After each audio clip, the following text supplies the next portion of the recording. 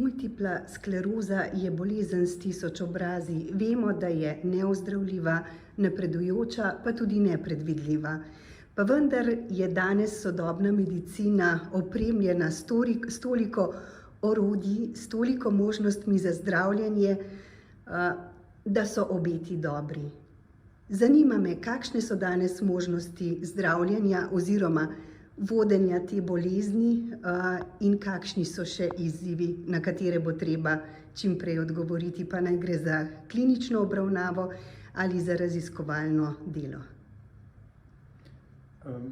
Zagotovo drži to, kar ste povedali, da je bolezen danes že bistveno bolje obvladljiva, kot če bi rekli pred 30 leti.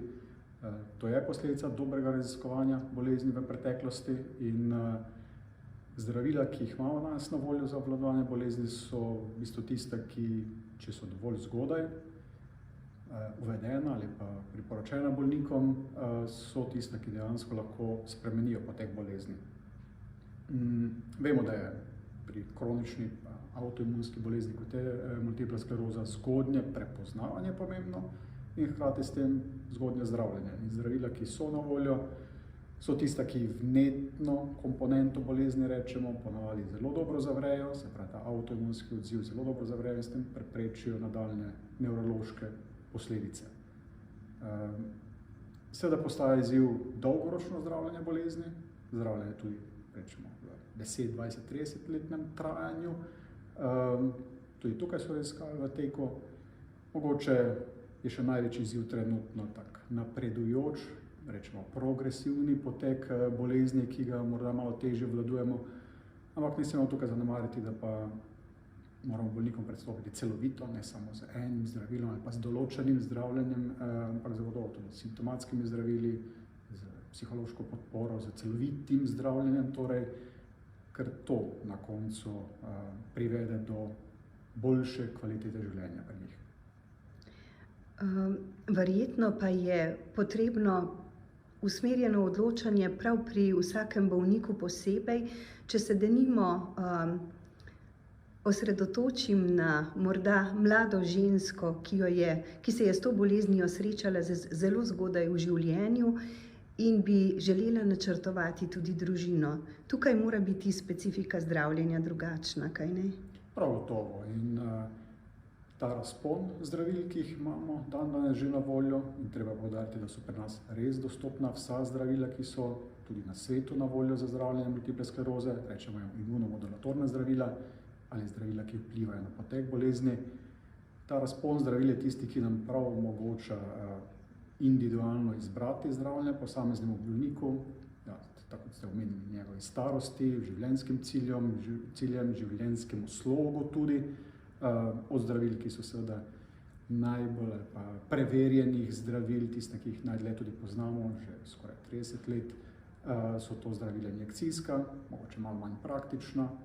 Potem so se pojavile zdravila v obliki tablet, znotrajvenske infuzije in nazadnje, spet mogoče v zadnji fazi, zdravila, ki se ponovno dajo pod kožje, rečemo tudi biološka zdravila. Ima različen profil delovanja, rečemo tudi, različen profil potencialnih neželenih učinkov in zaradi tega jih je treba bolniku dobro predstaviti, da ga bolnik sprejme kot svojega, da mu zaupa in da seveda pri zdravljenju vztraja, ker to je temelj zdravljenja, to je dolgoročno zdravljenje. Kako pa je pri nas celostno obravnavo te bolezni, kajti vemo, da nekako centrov za multiplo sklerozo po vsej Sloveniji ni dovolj?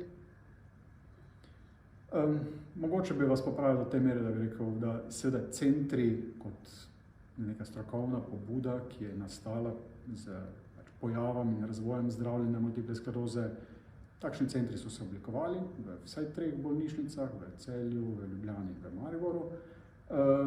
Zagotovo je pa treba vedeti, da center bi naj bil tisti, se pravi tisto mesto, kjer bi bolnik dobil, tako kot ste omenili, celovito obravnavo. In zaradi tega, ker je s tem seveda povezano določene kadrovske zahteve, rečemo organizacijske zahteve, verjetno ob bolezni, ko je multipla skleroza, ki ni zelo pogosta, je bolje, da so ti bolniki vodeni v nekaj centrih, ki imajo širok nabor, torej kadra in možnosti zdravljenja, torej možnosti za celovit pristop k bolezni, tudi od celotnega razpona zdravil do tudi vseh ostalih, rečemo, nefarmakoloških ukrepov, da je tudi podpore, ki jih lahko bolniki dobijo pri usmerjenih diplomiranih medicinskih sestrah, pri psihologih, fizioterapevtih. Vse to je tisto, kar se trudimo zbrati v tako imenovanih centrih, ki se ukvarjamo z multiplo sklerozo in drugimi avtoimunskimi boleznimi pri nevrologiji.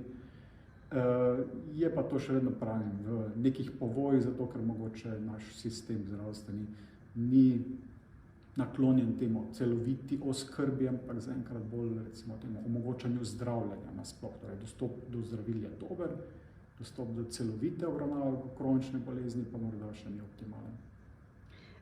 Pa vendar bi vas v tem kontekstu vprašala, je potem takem, če upoštevamo te 3 centre, enaka in primerljiva obravnava zagotovljena tudi bolnikom, ki prihajajo iz drugih regij. Mislim, da prav tu vznikajo tovrstna opozorila, da je dostopnost neenakopravna. V redu, dostopnost lahko jaz zagovarjam z tega vidika, da bolniki morda na začetku bolezni potrebujejo nekaj, kar jim res lahko nudi vsak nevrolog, recimo tudi v regijskih bolnišnicah, tudi rečemo v ambulantah, nevroloških ambulantah, ker gre v bistvu za diagnostiko, torej postaviti diagnozo bolezni.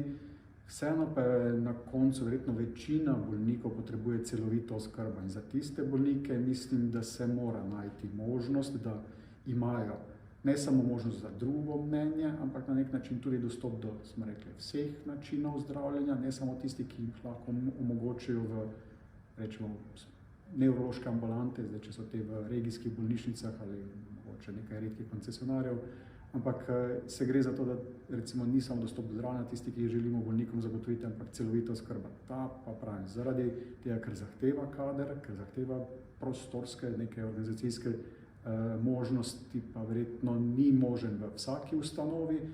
In dobro je to, da bolniki enkrat, ko imajo neko zdravljenje, morda ne potrebujejo pregleda vsaki mesec, vsake 3 mesece, ampak večino pregled na pol leta, na leto dni in bi jim ponudili verjetno lahko boljšo oskrbo v določenem centru, usmerjenem centru, za rečemo spet celovito oskrbo, kot pa zgolj nevrološki pregled v neki regijski ambulanti. Takšna je pravzaprav v razvitem svetu nasplošno vizija glede multidisciplinarnih centrov, ki zagotavljajo res celovito podporo. To so priporočila tudi naših strokovnih združenj, ki v bistvu zagovarjajo, da zaradi kompleksnosti zdravljenja, ki je pri multipli sklerozi, zaradi, smo rekli, velikega števila zdravil, ki so na voljo, individualnih potreb bolnika, da se priporoča zdravljenje v tako rekoč centrih za multiplo sklerozo, kjer je potem ta nabor zdravljenja ali pa zdravil, metod za obvladovanje pač na voljo. Medtem ko seveda je tudi tukaj še vedno izbira bolnika samega, če želi imeti nevrologa blizu kraja bivanja, tudi ta možnost obstaja, se pravi, širimo vedenje o bolezni sami, tudi med ostale nevrologe, ki jih to še vedno zanima. Je pa treba priznati, da bolj kot postaja zdravljenje kompleksno, morda bolj je tudi zahtevno za nevrologa. Znano je, s kakšnimi težavami se spopada slovensko zdravstvo. Omenili ste že tako kadrovske težave, pomanjkanje strokovnega kadra, ter seveda tudi posledično logistične organizacijske probleme.